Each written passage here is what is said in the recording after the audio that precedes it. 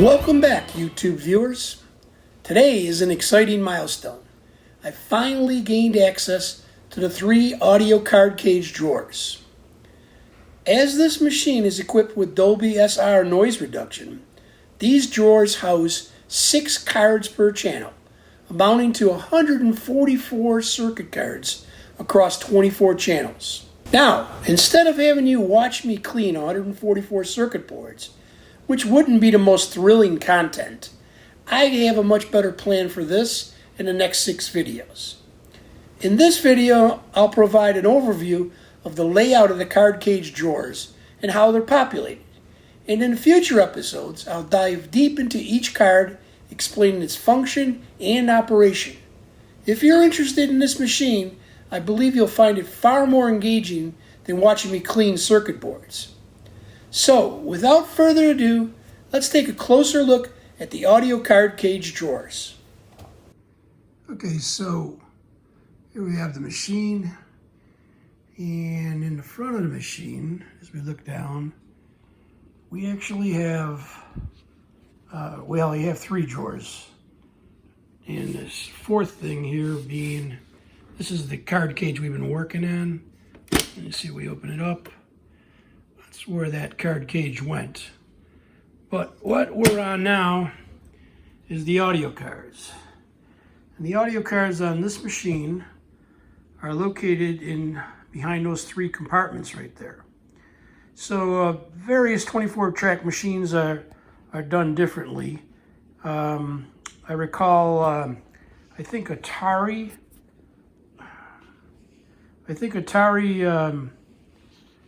ones are done where there's a single card.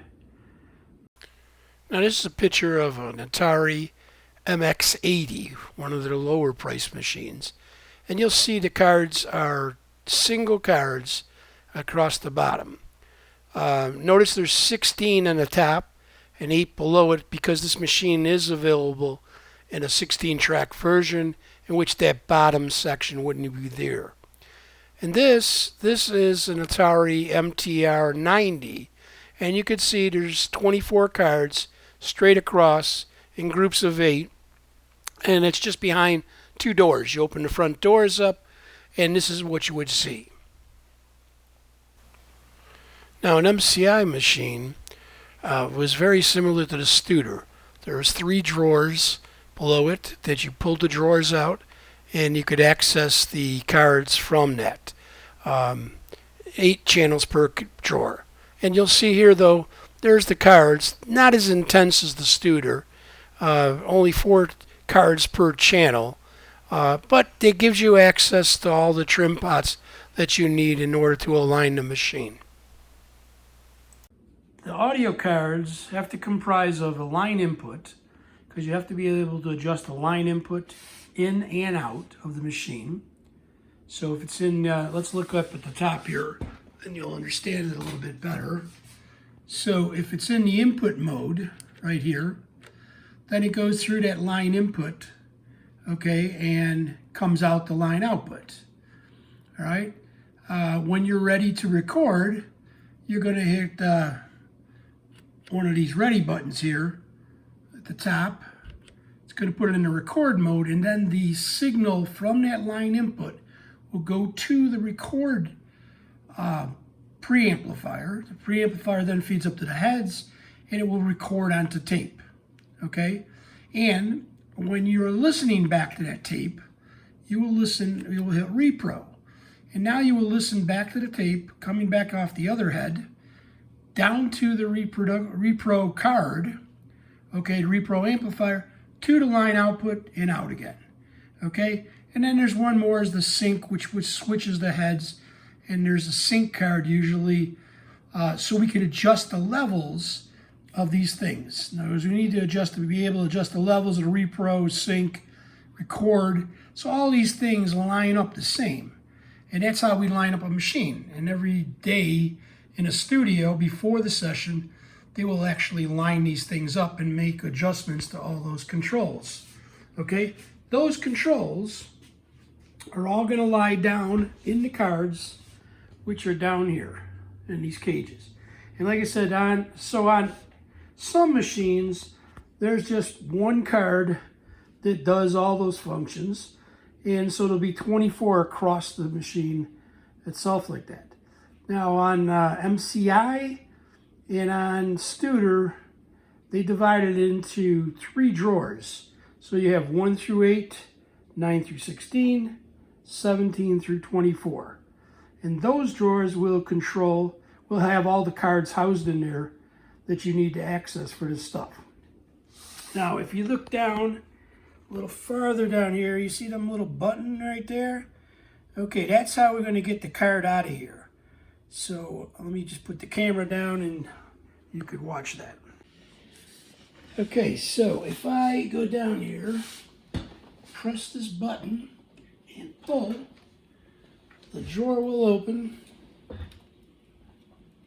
all the way out, and you can see now this is where the cards lie. Okay, so while this is the 9 through 16 card section, virtually they're all identical. Okay, like a mixing console, what denotes this is 9 through 16 is the hard wiring inside this rack. And the cards are actually the same, and it doesn't matter where they're plugged for the channel. But these cards, this machine uses 5 cards per channel. That's 6 when you count the Dolby, but we'll get into that in a second. So these are the 5 cards. You'll see this sort of orangish one right here, and then when the orangish one starts over again, okay, that's the next channel. So this is channel 9 right here. Here to here is 9. 1, 2, 3, 4, 5 cards. Okay, and then this starts channel 10. And that'll go 10, 11, 12, 13, 14, 15, 16, like that. And that's your 9 through 16. That's 8 channels right there, done like that with these cards. So in addition to these cards that you saw from that side, going from the top now, looking at this card cage, again, this is 9 through 16, we are actually looking at the Dolby SR cards, okay? And there's 8 of these cards in here, all right? This is going to be here 9, 10, 11, 12, 13, 14, 15, 16. So there's 8 cards. Each one is 1 channel. There's adjustments here for the Dolby noise reduction, okay? There's a little trim pot in there, and that's how it's part of the adjustment for that in there. There's also over here where you see these are fuses. These aren't trim pots or nothing. These are fuses, and they fuse the various cards in there. So, for example, there's a plus 24 volts for aux here. This is minus 15. It covers the preamp, the upper card cages, the lower card cage. This is plus 15 preamp, upper and lower, and 5.6 volts, upper and lower. So these are fuses to fuse this stuff in case there was a problem with one of those cards. It'll just take the fuse and won't take out more than, won't take out more than 4 channels, because if the fuse blows, it's just going to take the upper section or the lower section like that. So you'll only lose 4 channels instead of losing the entire deck like that if something goes wrong on one of those audio cards. Okay, there's one last thing to look at here. I got confused by this, and I've seen from questions on forums, people also confused by this, is the cards won't pull out. I've tried various ways. What there is there's a bar in the way right here. So right here, let me try to get this screw loose. There's 3 screws.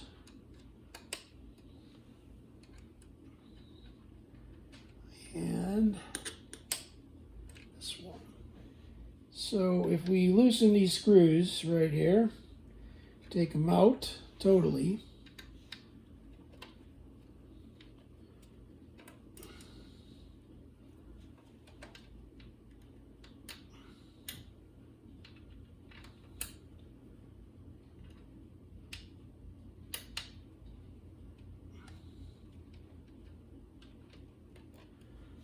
there's a bar that will come off.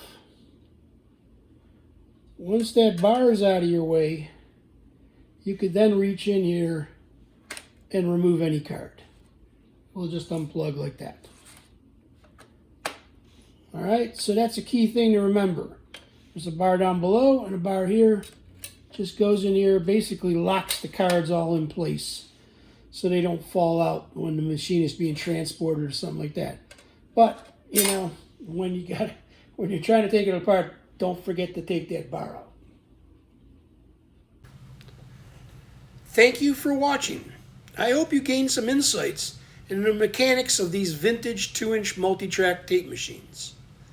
While they may be old, they remain relevant for certain producers and projects. In the coming weeks, as I clean the 144 circuit boards, I aim to provide more detailed information about the specifics of each audio card. Stay tuned for that. If you'd like to be notified when new content is available, please subscribe to the channel and click the notification bell.